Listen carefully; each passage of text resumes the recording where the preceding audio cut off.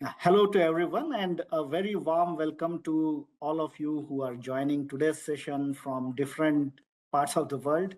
I am Saurabh Kavaathekar, Vice President of Localization Engineering at Fidel Softech. And it is my pleasure to welcome you all to this session of Globalization at the Power of AI webinar series.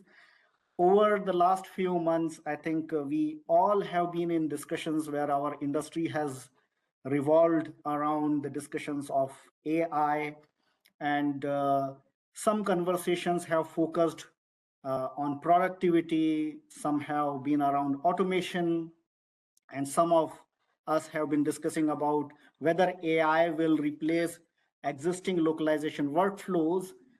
So today's discussion is going to be a little different because instead of asking this question on how AI can translate faster, we are going to ask much more fundamental questions which are around, has AI changed the very architecture of localization? So that's a very pertinent question for us to really figure out. And definitely for decades, our industry has become a very good, it has become very good at correcting the output using translation memories, term bases, post editing, linguistic QA, and human reviews and whatnot. But now AI gives us an opportunity to rethink whether correction should be the center of all our maybe the operating model that we have, and can we move from correcting the output to taking decisions even before the content is generated. So this is exactly what is today's discussion all about. So before we get started, I will just talk about a few housekeeping items to be noted. And so what we will do is this session will be recorded. So it is already getting recorded. We will keep roughly around 10 minutes at the end of this session for the Q&A part. And your mic is right now muted. However, you can unmute during the Q&A session. I will enable it to be unmuted for your questions to come in. So today I have the pleasure to welcome two outstanding thought leaders from our industry. Erik, he is solutions and strategy leader working at the intersection of AI, localization, multilingual data, and business transformation.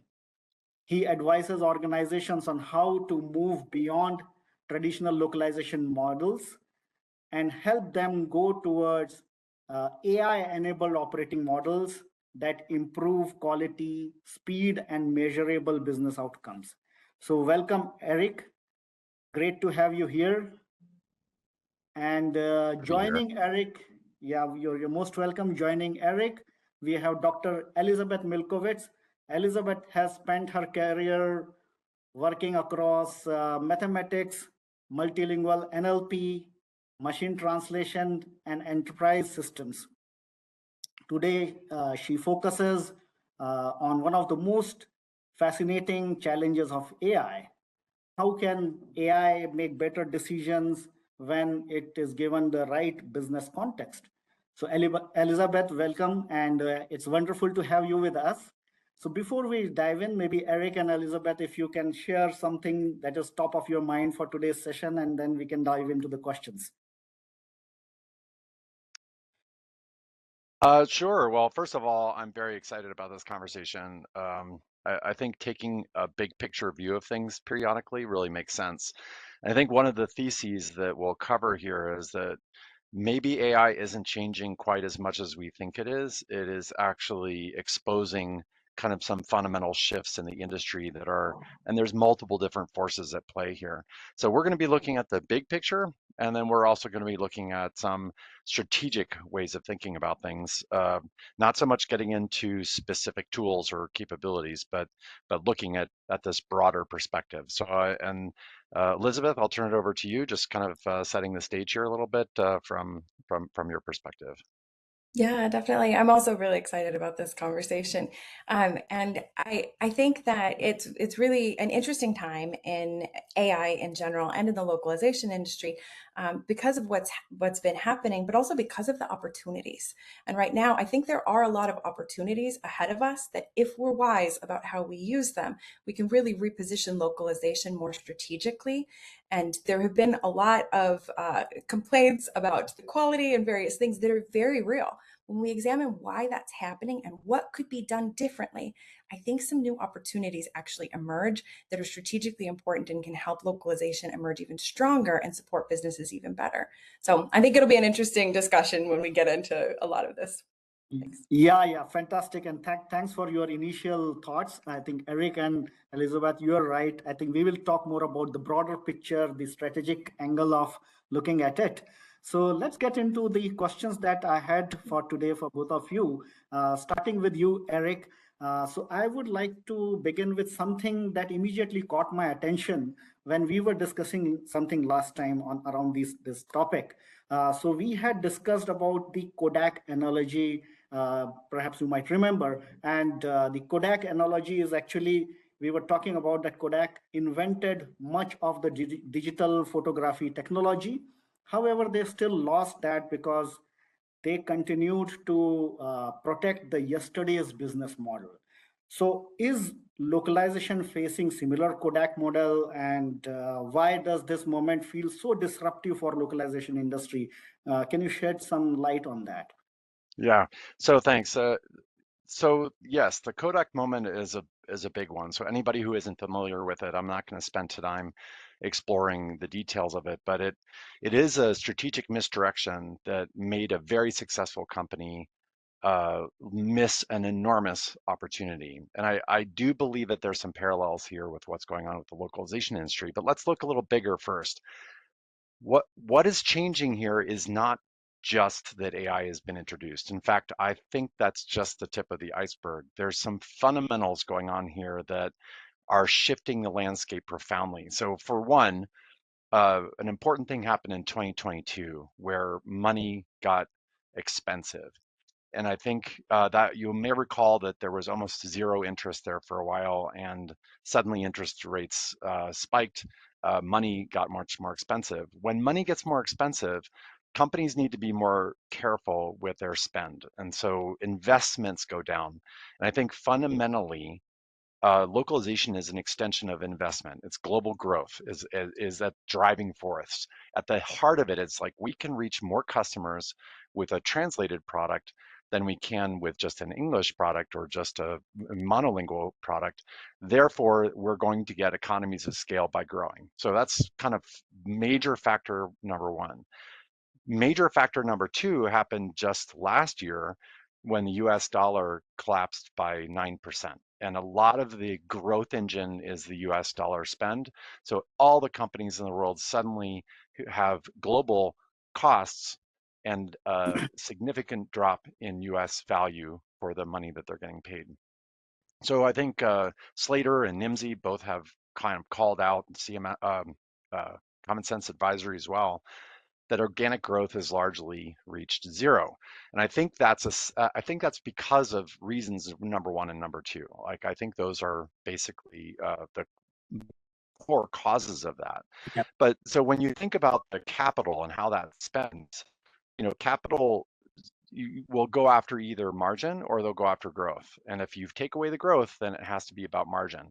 So now you see this high emphasis around being very careful with the spend and getting more for the same amount of money. And that also feeds into this kind of flat growth kind of model. Now we enter AI. Now the transformer model that was introduced in 2018, the neural MT models already were doing a substantially better job than what preceded it. Remember back in the old days, it took a lot to kind of train an engine statistically. With neural, it got even cheaper, but it still was quite expensive. And now with AI, we get a plausible quality coming out almost right out the gate. Like it's getting close there. So I think that the growth sponsor has left the room. We don't really have the boards making decisions on growth. We have AI is sort of promising this cost reduction mindset. And then we see we really need to shift the way that we're thinking about the architecture of our industry. It's no longer really about growth. It's about cost controls. It's about delivering to compliance expectations, keeping our global customers happy, and presumably there is a growth opportunity there for extending using the power of these cheaper tools, but the expectations have gone down. So everybody thinks that they can get decent quality for relatively cheap. So the argument has to be like, why am I spending a lot of money on fixing things? And we're going to get back to that a couple different times. But the correction treadmill of just like Yeah. businesses that are making money just fixing things is the kind of an anchor for us. It's an uncomfortable reality for us, but it is basically what drives the time and materials mindset in the industry. But if we go Yeah. upstream and address the kind of root causes of why we're having to fix things, now we're going to be start having a much more constructive conversation. So hopefully that massive like top of the the capital chain is thinking about global capital spend helps set the stage for like why are we experiencing this. It's not just about AI. Yeah, absolutely. So I think it is, as you said, I think it's more about getting more with less using technology. And you talked about the corrections treadmill.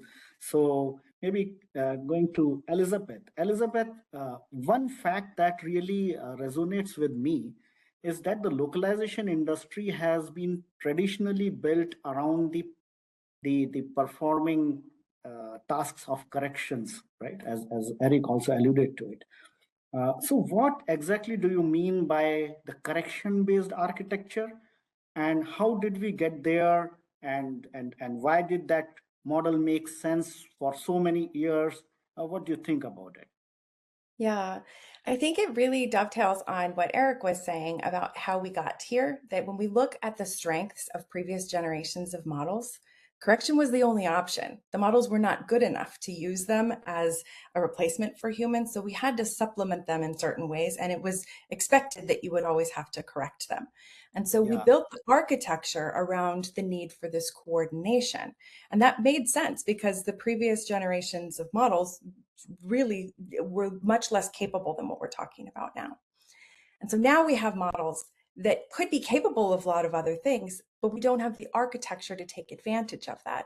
So we're stuck in this interesting spot where we have these new technologies that interestingly were built on the backs of all of the things that this industry has built, that so much of the training data for multilingual and so much of what makes these models work is the work that this industry has put in and is the collection of high quality contents.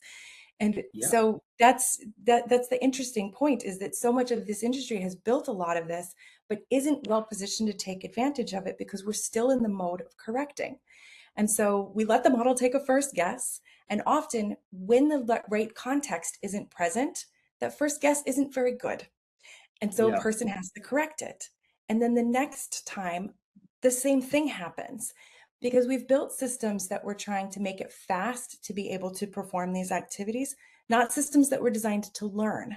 And I think that's yeah, the key problem, is that many of our assets and many of the things that we're doing were geared towards a different paradigm.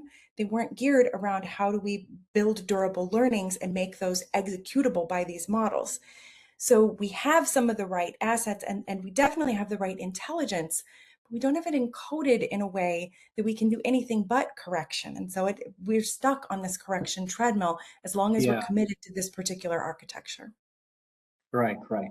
And obviously, I think we need to have some kind of a transformation mindset rather than just continuing and improving on things that were there. So, okay, maybe Elizabeth, let's stay on that topic. And so, what I have seen is many people blame today's AI models whenever they see some poor output. But perhaps the problem isn't always the model. So, can you tell us what actually is causing so much of AI generated slop? Is it primarily the model problem, or is it the context problem? What is it all about? Yeah, I mean, it's several problems that are entangled in one, and people are not wrong when they look at the sea of AI slop. That really is happening. I mean, all you have to do is open up LinkedIn and you'll see a sea of AI slop. And a lot of that happens when the context is missing, like when a request is underspecified and it doesn't provide enough information. Like the models have been trained on and exposed to a tremendous amount of linguistic data, and so they can come up with plausible answers, but they can't come up with the right answer for this context if they don't know what this context is. So if they do, if the terminology that's preferred by that company or even what the company is about isn't available to the model, it'll make guesses that fill things in, usually based on statistical defaults. Much of this information is fixable, that those very same models are capable of producing the right answer if Yeah. provided with the right instructions and context. In some cases, I mean, there are Hmm. definitely Yeah. limitations to this, where there Correct. are Yeah. nuances and various things that are absolutely missing. So I don't want to sound like I'm saying, oh, the models are perfect, but I am saying a Right. lot of the AI slop isn't fundamentally a model problem. It is that you could have gotten the right answer with the same models if you'd given it different context. And that's also not an individual problem. This isn't a problem with individual linguists or individual companies. This is an architectural problem, that the paradigm that Yeah. we have doesn't have us storing this information and being able to feed it in ways that make it possible to create the right outputs. So it is Yeah. several different problems, and people aren't wrong when they look at it and feel that it's untrustworthy and not usable. And in the current correction-based architecture, it's often not. But that's not a Right. representation of what's possible. If you had the right context, the same models are highly sensitive to the terminology and could be Yeah. consistent if they were asked to. They can culturally adapt many things, not always perfectly, but there's a lot more Yeah. capability there that doesn't get unlocked if you try to, say, translate this segment, provide only the translation, which is Right. essentially what many translation architectures are doing today. Like a human couldn't do that either. So it's kind of this interesting and the spot that we find ourselves in, where we've created this task that the models aren't set up to do well, and so it's unsurprising that they don't. But much of that is fixable with different architecture. It's not perfect and it doesn't replace humans. There still is a need for humans to specify that. The context that I'm talking about doesn't come just from the model. This isn't just an architectural problem. This is that there's linguistic judgment and there are decisions that need to be made. It's just we need to rethink how that enters the system, instead of it always being let a model take a bad guess and let a human correct it. Right, right, right. Definitely. So good thought, I think, Elizabeth. And it's not a magic wand, or it's not a crystal ball that you look and like your wish is fulfilled. But obviously, it has some way of architecting it and then applying the same model, and it will give you better results, perhaps. Mhm. So maybe continuing with that thought, Eric, if the correction is no longer the center of the workflow, what does the moving towards steering decisions actually look like? How does the fund that fundamentally change the different roles in the localization industry? Because we have been having roles like translator, reviewer, localization engineers, project managers, etc. So how does that change going ahead? So I'm going to introduce a couple different concepts here. One is when you create a workflow that's like a freight train, then each station can only do what they can do when the train gets to their station, right? So and that's kind of what we're talking about in the architectural mindset. So if you have a translate, edit, proof, you know, mindset, and you for that nobody later in on the tracks can do anything about what's going on ahead on in the beginning. So Alon Levy, back in the day when he was first introducing this, he was trying to make sure that edit distance was paid for as a function of effort, because he wanted to signal when the model was underperforming so that they could direct attention to improving the model. Now, this is pre-AI days, but this is a mindset of we need the signal of effort to sort of feed that back into the process. So we're seeing a similar thing here right now, where we maybe don't think about the TMS is such a it's a container that lacks a lot of context. It only has a limited amount of information, and we don't necessarily need to just look up what is in there. We need to understand intent. We need to understand where the system fits in. So instead of thinking about this as output memory, I'm going to introduce this idea of a decision memory, right? So we want to keep track of when decisions were made and why. And as we get humans consulting into this process, we need to capture that, right? So if a linguist says this is broken, and if his senior linguist is fixing the same, term across 400 strings, that's system failure being billed by the hour, right? And if you've set up your architecture where they have to deal with that because that's their job and it has to be fixed before it gets delivered, and the accountability isn't there for setting up the model or not the model, the entire architecture, then you end up with this perpetual drag on the system. So it's all about decision architecture. It's all about, and now I'll just add another kind of problem space that we have. Often silos are to blame. So the people who are building the architecture are not the ones doing the work, and the people who see the problems aren't their complaints aren't making it back into the system in a systematic way.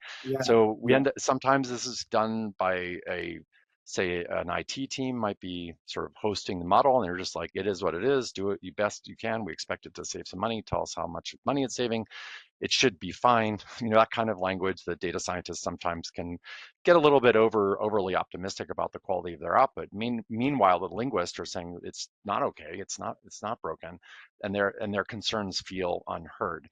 The opposite side can also happen where linguists might say it's wrong, but they're not necessarily calibrating their definition of wrong to the purpose for which the model was created in the first place. So you end up with this disharmony between different silos within the ecosystem.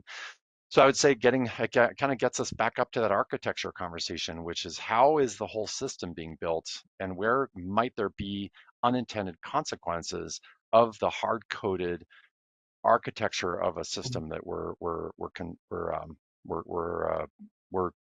confronting both organizationally as an industry, but also each individual in this call has a role in here somewhere, and they're trying to figure out like, how does this fit for them? And sometimes they're like, well, yeah, but I only have limited control. So let's talk about the architecture. Let's get the conversation up there that it's not about which model you choose, it's about what sequence of agents you're using, for example, or what are the appropriate linguistic assets that can be enhanced through that decision memory kind of mindset. Absolutely. I think that's a brilliant way of looking at it. And it's a dimension where we need to actually bring in these perspectives together and then look at how this is functioning, because now we are engaging with human along with the AI. So that's a brilliant perspective that you shared, Erik. And so, Elizabeth, what does human expertise actually, when it become more valuable in an AI first world? So when does the human expertise become more valuable in this world of AI? And so what kind of decisions should human continue to own going forward instead of just delegating it to AI? What do you think about it? I think that this is a great question because AI can increasingly execute a lot of things, but there still is a lot of judgment necessary around what to execute. Like, what is the style? What is the intent? What is the intended market segment for this? And then the human focus, instead of being on executing and making sure that that gets done correctly, because we should, in theory, be able to set AI up to do that correctly when it has the context. But we could have humans focus more on designing experiments and more on, is this message landing? Is this meeting the right quality bar? And determining what should actually be shipped. So right now, so much of the effort in the industry goes into just the coordination and production of the outputs.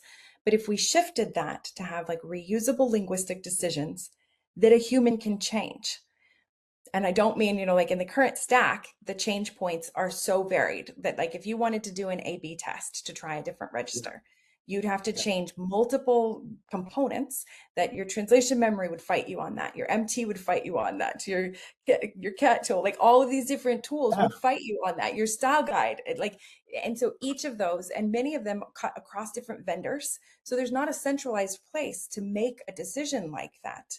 If there were, I think humans could then pay more attention to what we're trying to drive and whether that's effective. And I think that's actually more aligned with what the industry has been wanting to achieve, but has not always had the tooling or the capability to do it because the production has required so much coordination and so much focus. So yeah, I think the opportunity is to shift towards having AI execute more of this once you have those linguistic decisions encoded in a way that AI can. So I'm not saying that this is reality today. I'm not saying that this is what people should be, that the people should go and say, okay, I'm done post editing. Let's just focus on experiments, because we're not ready for that. I'm saying correct. architecturally, if we encoded these linguistic decisions differently, and if we didn't commit to, if we had the right structural information, so that the style guides and information that we have already has a chance at being used correctly. Like sometimes there's a Correct. structural mismatch where AI could have done it if it knew that this was a header or a bullet point or whatnot, but it wasn't given Yeah, that information. So if we make right. those architectural changes, then I still think there's human input in terms of what those linguistic decisions are, which ones are working and not, and how we might want to modify them to meet business goals. And I think that is a much more strategic and effective role, as long Yeah, as we can get the execution down. And so this is not a solved problem, but that's sort of where I see an opportunity that right now I think is being under pursued. Like many people are trying to use AI to get incremental gains, but there's a bigger and different way of approaching it if we really commit to having linguistic decisions encoded and making systems that allow people to experiment and get those executed. yeah, that's another brilliant thought. I think it's very important to understand how the system works. And again, I think how we engage with the system and the entire architecture. So maybe Eric, let's switch the perspectives. Suppose I am an enterprise buyer, and 5 years ago, I might have evaluated vendors based on cost, quality, maybe number of languages that were supported, and the turnaround time. So maybe what should enterprise buyers be asking today that they may not be asking 5 years ago? And should they still be buying the words and projects, or should they now be investing into governance, control, and repeatability? What are your thoughts there? Yeah, so many thoughts. First of all, I just want to say I love our conversations with Elizabeth. We've had a lot of chats over the years, but one of the things I just wanted to amplify of what you just said was, uh, and it just if you had AI create a style guide for your TM, how close would that be to your actual style guide? Yeah, And if you wanted to change yours, and how much of that style guide actually matters anymore, because so much of that stuff is intrinsic to the language that's being the model will find it itself. It does, you don't actually need it. So it's like just one of those many gems of like insights that you provide, Elizabeth. So thank you. But let yeah, me let me let me pivot here, for example, back to your question, Saurabh. So what should yeah, buyers ask for? So I have said a number of different times that rate cards are just holding everything back. It constrains everything. It defines a word as a specific unit of value, which yeah, it really isn't. So I think if I was to be a procurement person right now, I would be thinking more in terms of asking who owns the decision layer? Like yeah, who decides what can I take with me if I change vendors or models? I mean, that's kind of an important one, but yeah, what literally happens when a correction is made? So if they say I have a change, what is the architecture of how that decision to change a terminology to get uh, deployed, right? right. So if a reviewer fixes something, where does that fix live a year later? So I think if one can capture the history of, say, an asset, of thinking in terms of assets within your language property, so you'll have a decision log essentially baked into those things that say who reviewed this chunk right here, or this fact, or this terminology thing, who, when, what authority. And then you can kind of use that to help shape the AI's decision about how to move and change and deploy.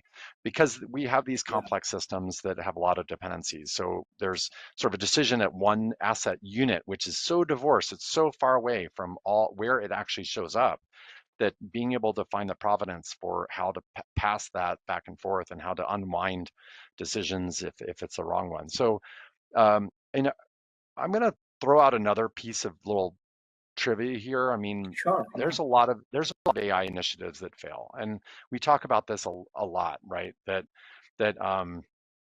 you know, I think, in fact, even somewhere I was reading that the number of failed AI initiatives has actually gone up from, I think it was 17% in 2024 up to 42% in 2025, something like that. But I mean, part of this is because of the hype about AI and not really architecting them very well. So people just kind of lunge forward with these AI initiatives without really thinking them through. So when we're talking about what a buyer should be asking for and saying, I'm suggesting a decision ownership log rather than like the TMS is kind of your primary asset, like how do I keep track of governance a little bit more effectively here?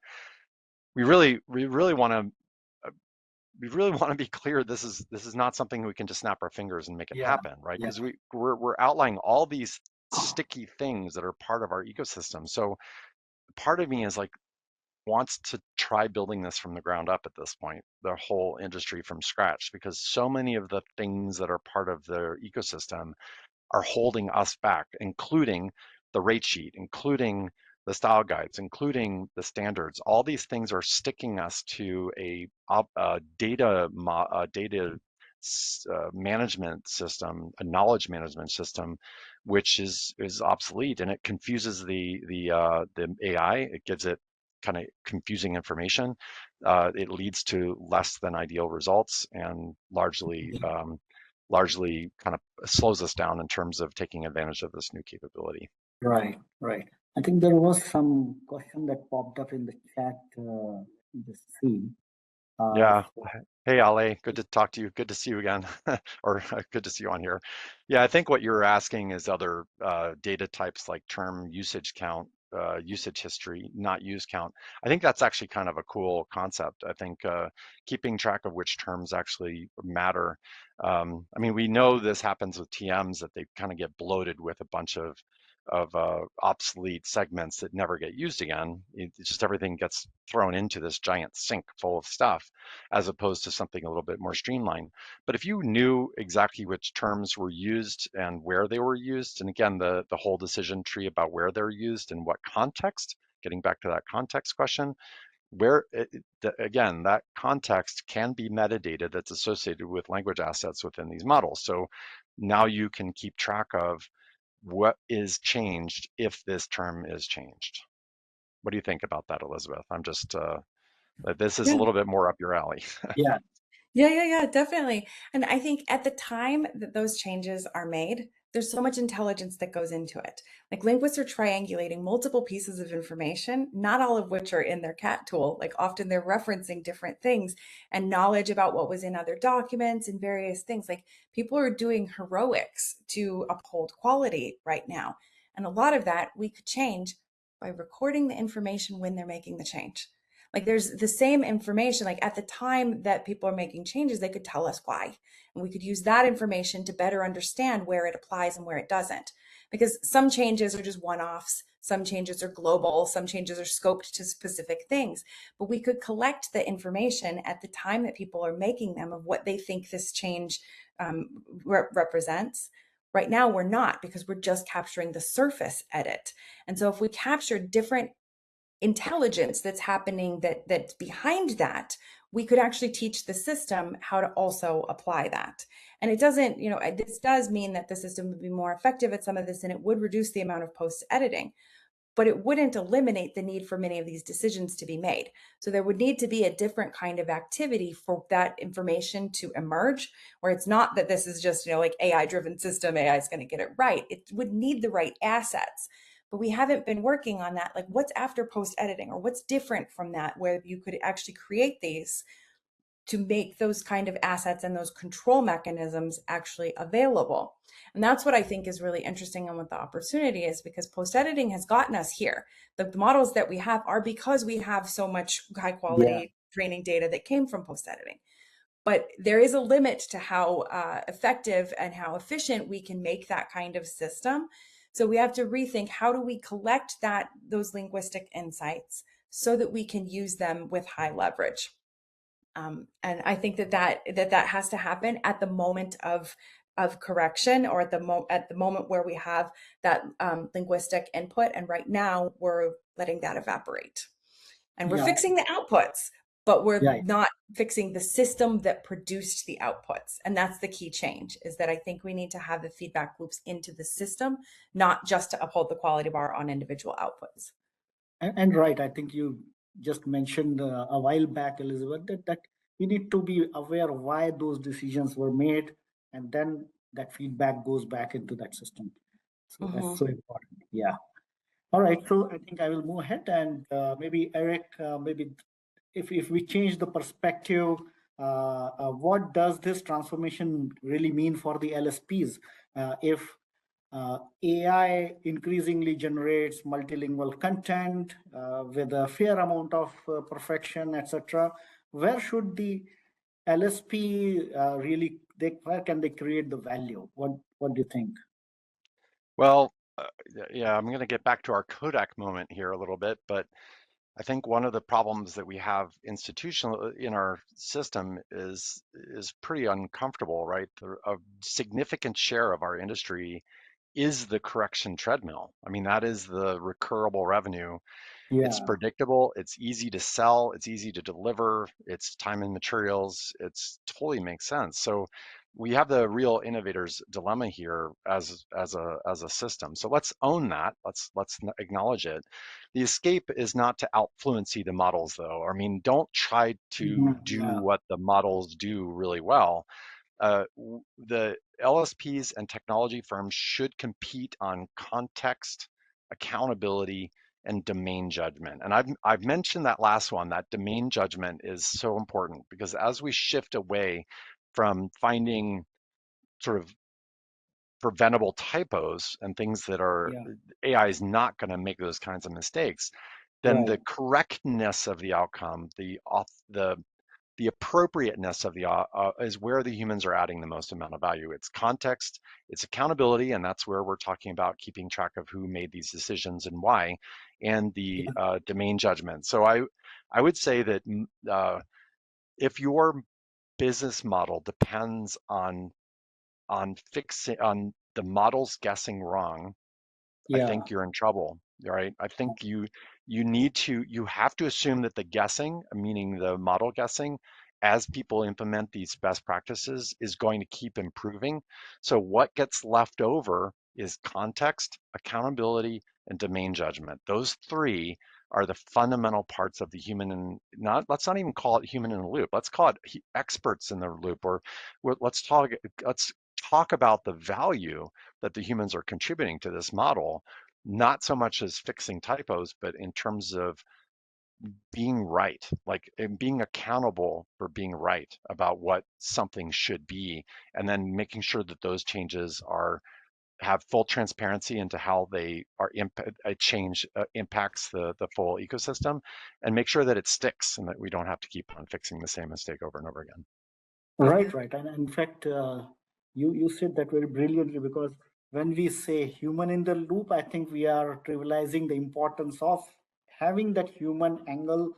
Like when we say experts in the loop, I think then we bring the right perspective there.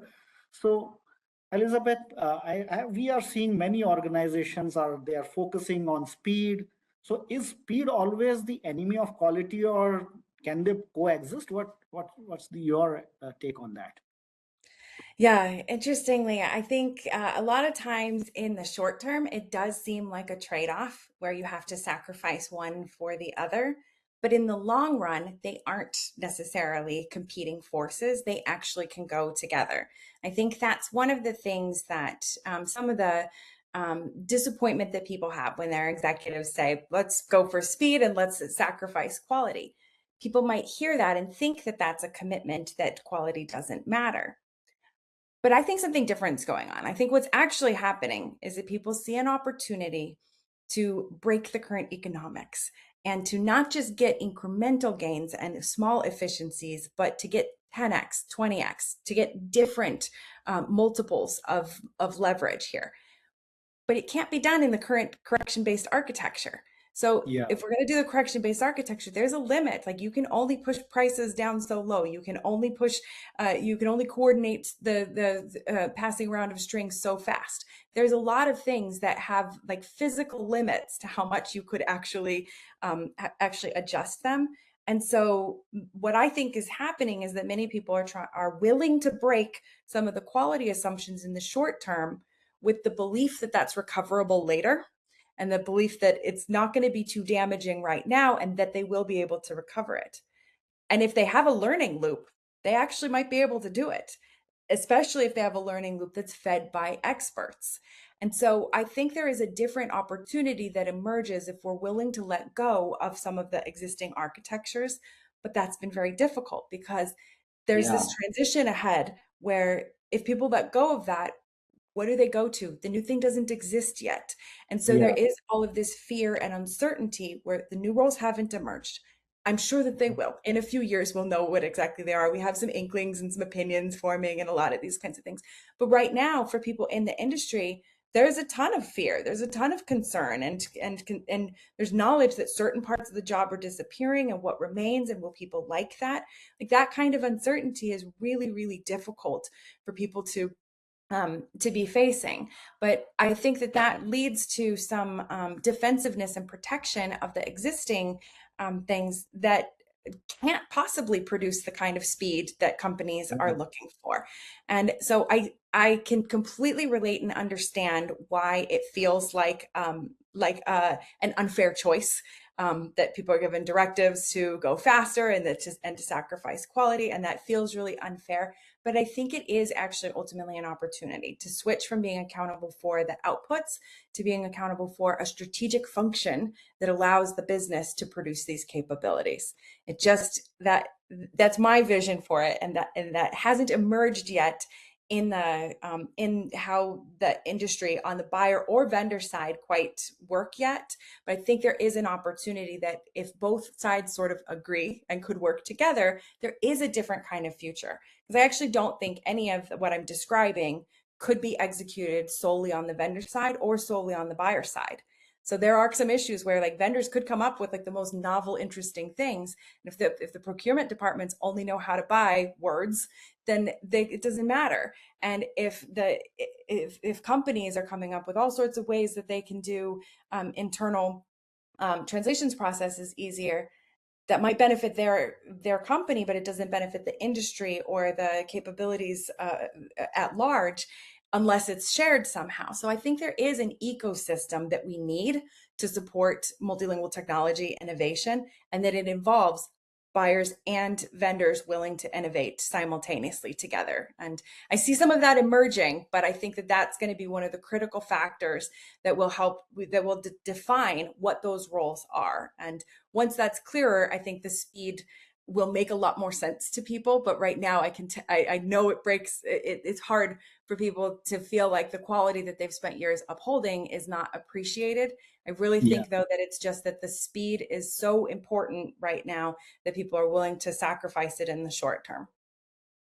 Certainly, certainly. And I think very thought-provoking, something that you just mentioned. And in fact, I have been seeing some larger corporations, enterprises, who have gone back and forth on making those decisions, speed versus quality, and then figuring it out. And I think this is still part of the evolution. It's ultimately it's a change that we are going through, we are witnessing. So it has to evolve. And yeah, I go would ahead. also say some people will bet on speed and they'll be wrong. They will make mistakes that will hurt their brand. They will there will be some, it'll be interesting to examine how this plays out. But I think that there is a possibility that people could build the right kind of learning system that could help them recover from that. So it'll be interesting to see how this goes. But I'm not saying that everybody's right to make that, but it is a strategic choice. It's not just a choice of ignorance of the importance of quality. It is a strategic choice. And so we'll see how that strategic choice pans out for people. And the businesses will need to make choices on where to invest, how quick to recover the investment, the ROI, and everything is part of it. So let's see how it goes. Yep. Sure. And Erik, let's also further think about, say, imagine we are sitting here like 3 years from now, and what does a healthy localization ecosystem would look like? How are the buyers, the technology, the LSPs, and say the linguists are working differently? I think we can allude to what we were just discussing and maybe further build on that. Yeah. So let's go ahead and just schedule that now because 3 years goes by really, really quickly. It's going to be a year Really before we quickly. know it. And as it's also often been stated, things don't necessarily change as fast as we think they do, but they change more profoundly than we think they do. So that's why I kind of appreciate looking at things from this strategic layer, because you can make big bets on the timing may be something that there's uncertainty, but you know the directionality of it. Like I know for a fact that the US dollar is not going to suddenly get a lot stronger anytime soon. There's just fundamental restrictions to that.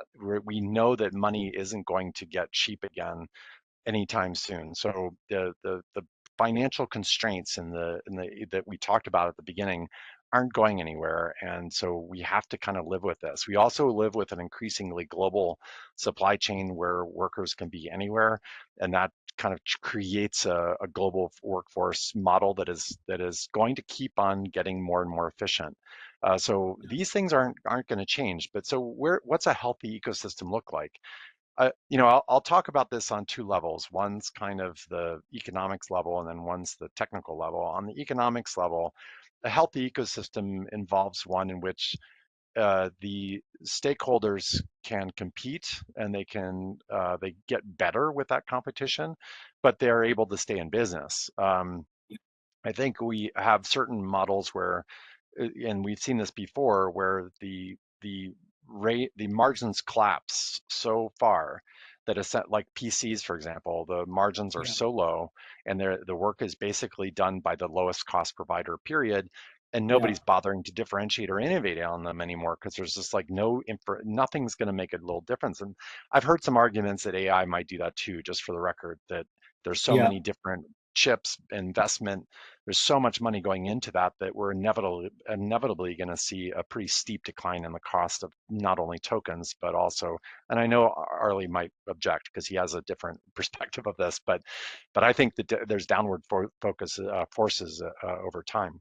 So as AI gets cheaper and we still have these economic constraints, we have to, and we have more and more businesses that are going to figure out how to do AI efficiently. So what are the winners going to do now to be ready for when these massive movements in the industry are going to manifest, whenever that is? One is the language decision layer that we talked about earlier.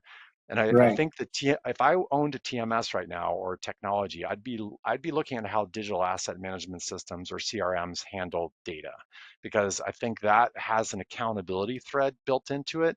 And there's kind of a different architecture that's a little bit more dynamic.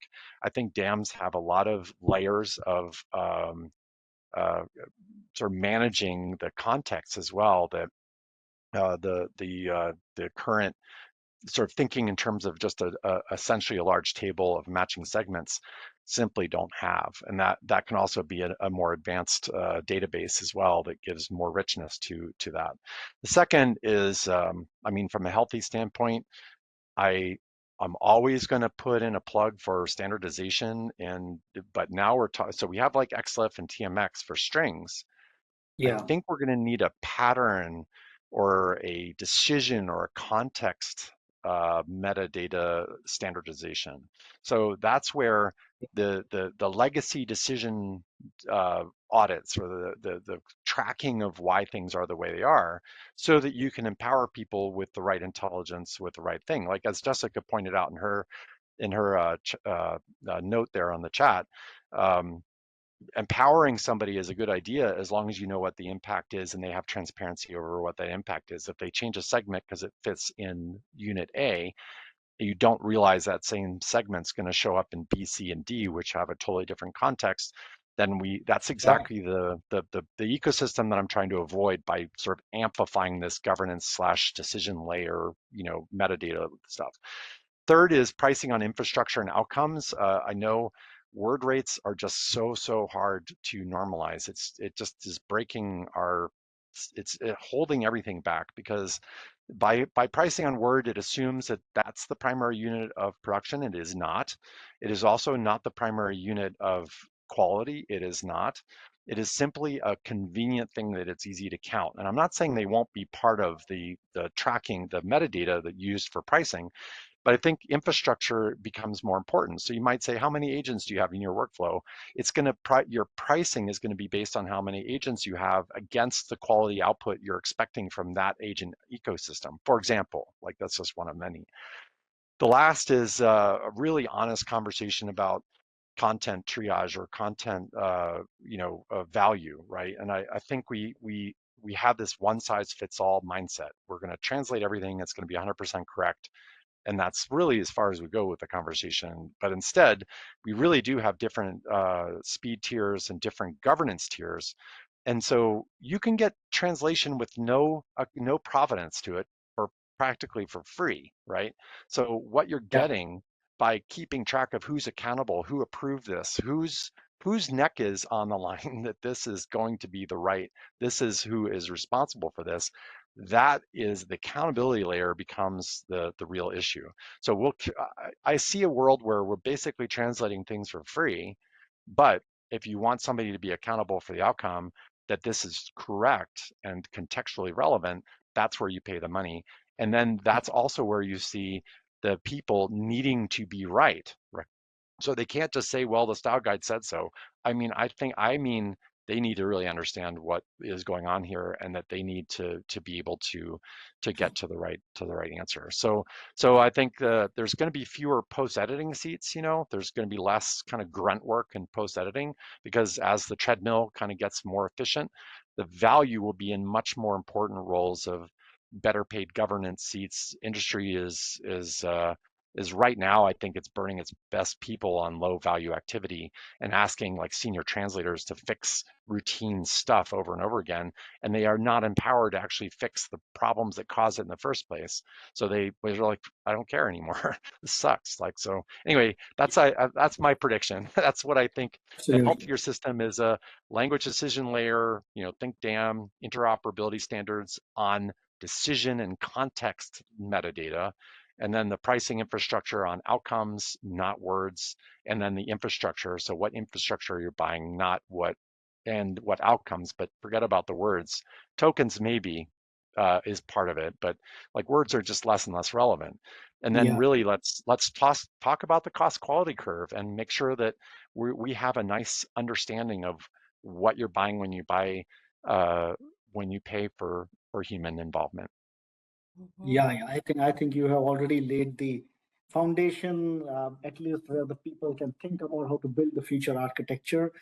I think this has been a super insightful discussion. Elizabeth, anything that you want to add here? Yeah, I love what Erik just laid out. The one other thing that I would plant with people is democratization. That there are a lot of other teams and other folks that are now trying to produce multilingual outputs. And we can try to stop that, or we Yeah. can give them tools that actually use our linguistic decisions. And so I think a lot of what's going to happen is moving what's happened as primarily a secondary process into the tools that people are using, so that localization and linguists' decisions actually have more leverage in what other people are doing. Because right now it's disconnected as a secondary process. And I think that there is a tremendous amount of opportunity to take that architecture that Erik's talking about and hook it into the tools people are actually using to even expand who's capable of building multilingual contents at high quality while using the linguistic insights. So I see that as a really exciting opportunity that requires a tremendous amount of change, but that I think would be really exciting and a bright future for multilingual professionals and for the industry. Sure, sure. That will be inevitable. So I think this is time to quickly open the floor for the audience. What I'm going to do is I will unmute all, and this should allow individuals who are on the meeting to really unmute themselves, start asking questions. Feel free to bring up your questions.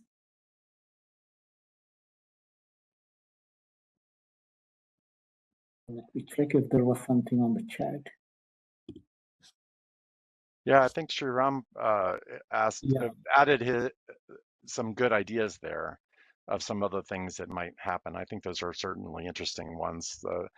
For example, text extraction, I can see that it's kind of it could be irrelevant, right? If you can generate content that's pretty accurate on the fly, then matching source is not nearly as important anymore. In fact, you could theoretically look at a model that is monolingual outputs that are, I mean, this is my dream, right? I keep on thinking this, like as a linguist, you are forced to go into this segment by segment thing that's written by in a language not yours.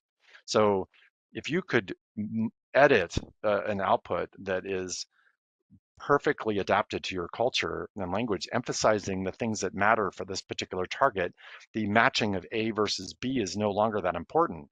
What's matching is the model is outputting a substance that's appropriate for A and appropriate for B separately, and that the B person is fixing the B output to be consistent with the standards of that particular brand. It's not that it has to line by line match, it's that the output needs to match. And so if that's the case, then leveraging extracting texts to send out to translation may not be as important as the validation of that asset as the target output asset for its intended purpose. And you could imagine this going up to n velocity, right? Where basically it's the content being created theoretically instantaneously, and then the stuff that matters goes to reviewer. It's generated on demand for a particular target market, with the humans improving the asset framework and the terminology framework and the rules and the validating the model.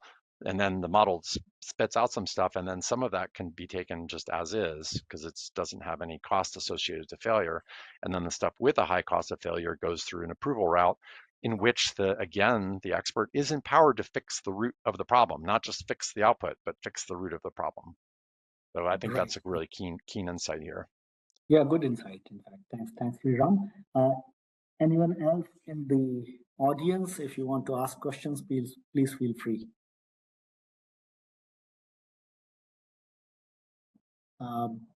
Bhuvanesh, I think if you want, maybe you can unmute and just directly ask the question.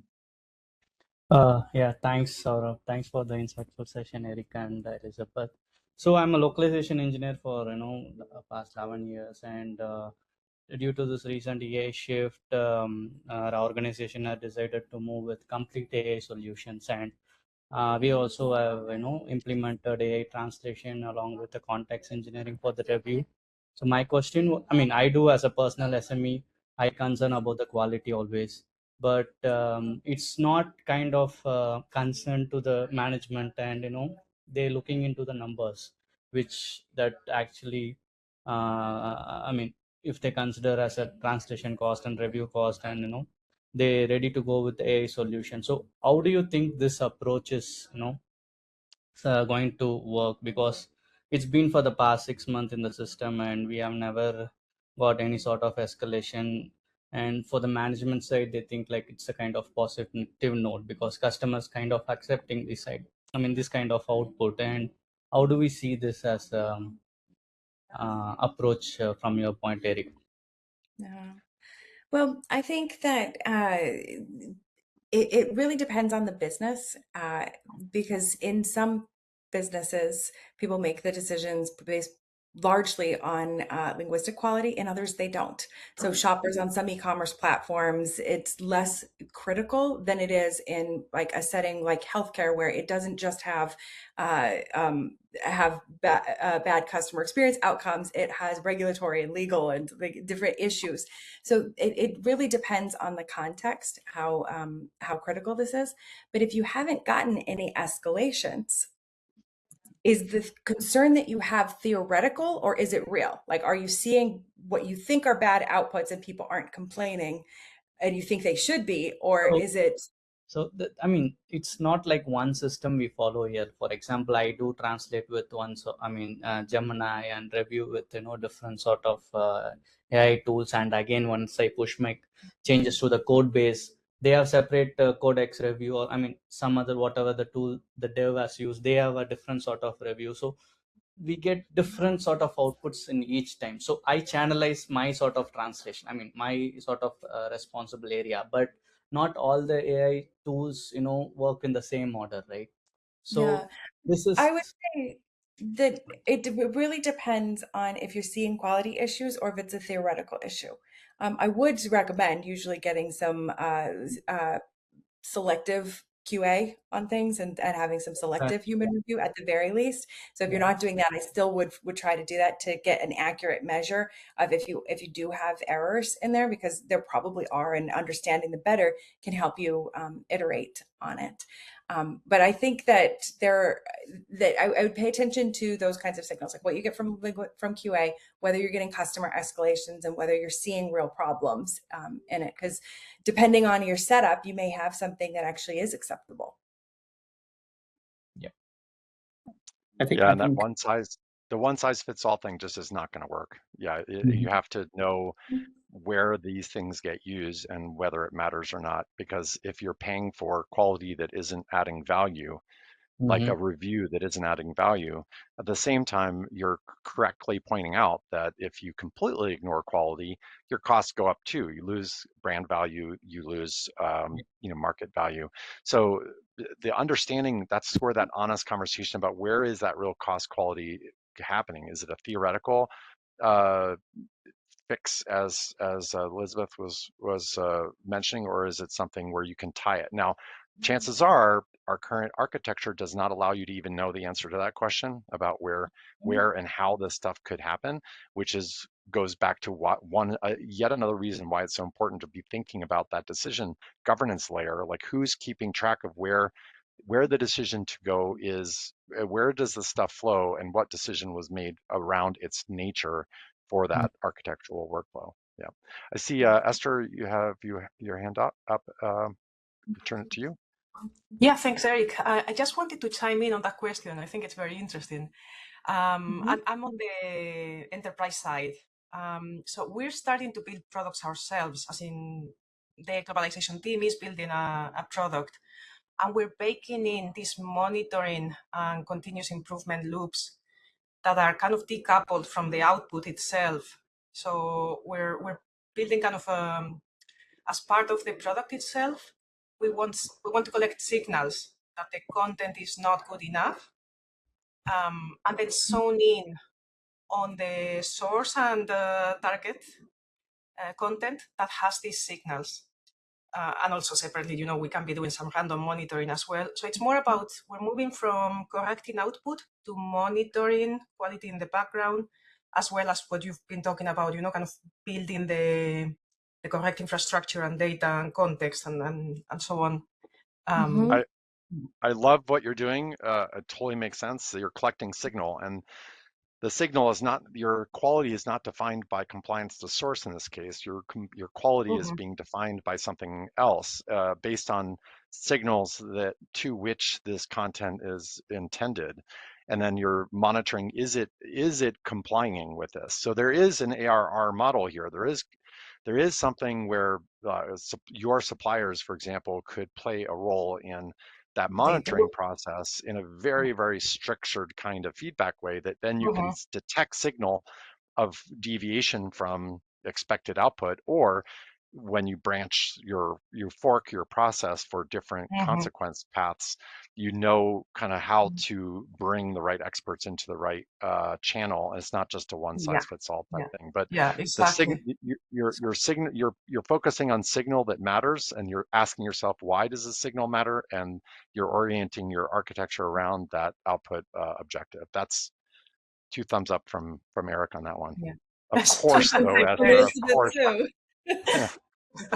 Yeah, and like I want to say as well, we're changing the relationship with the vendors. I mean, we are still doing a lot of traditional style localization, but we're also, these are experiments, but some of them are working out quite well now. So some of them are production. We're bringing in the suppliers at that data and metadata creation stage. So we've been doing a bit of training of linguists. And then we're bringing them, as you say, on the on that continuous improvement loop. So it's not like the vendors are, we're building the system ourselves. We couldn't do this without the vendors. We couldn't sustain the whole apparatus. So we're kind of owning and building the infrastructure. But for it all to work, we absolutely need the vendors. Yeah, and that's what I was saying earlier about how I don't think that this can be done exclusively on the enterprise side or exclusively on the vendor side. We need people who figure out patterns that work, and then we build upon those and build standards and infrastructure as an industry. So thank you for bravely charging forward and figuring some things out. It'll be great to follow how that goes, Esther, and good lessons for people who also want to similarly innovate. Yeah, and thank you guys for this. I mean, this is so good, and even the way you phrase it is giving me so many ideas for internal, for selling what we're doing internally as well. So thank you. Brilliant session. You're welcome, Esther.